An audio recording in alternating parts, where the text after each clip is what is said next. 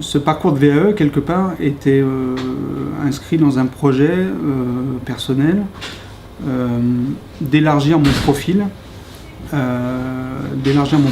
Ça s'inscrivait dans un parcours de formation, c'est-à-dire que j'envisageais, dès le moment où je suis rentré dans ce processus de VAE, d'enclencher derrière par une formation de niveau master qui allait me permettre de développer de nouvelles compétences, d'élargir mon profil à la communication, notamment, pour pouvoir rester dans cette région moi, que j'adore, et pour faciliter mon retour à l'emploi.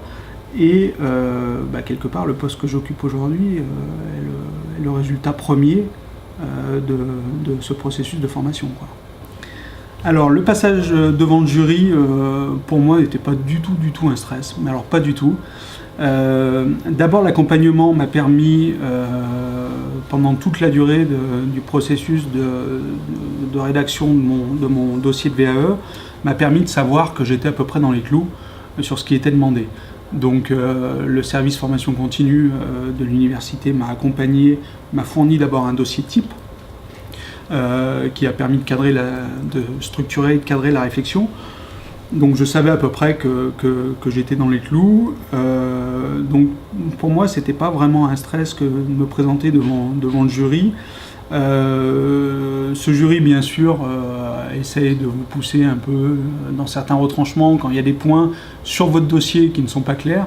Mais encore une fois, je pense que j'ai dû réaliser un dossier qui était suffisamment clair, parce que très sincèrement, je n'ai pas été vraiment poussé dans mes retranchements.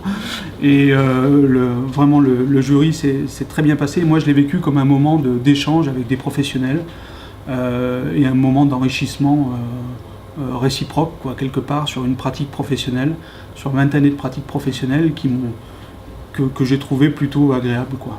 Moi, si j'avais un ou deux conseils à donner à des candidats à la VAE aujourd'hui, d'abord, ça serait de les encourager, à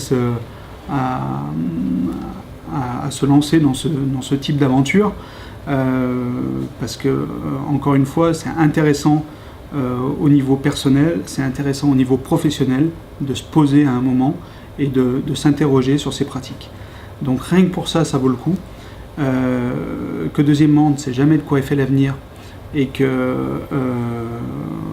on connaît en France l'importance du diplôme, donc il n'est jamais neutre de pouvoir décrocher un diplôme dans quelque domaine que ce soit, et notamment dans le journalisme.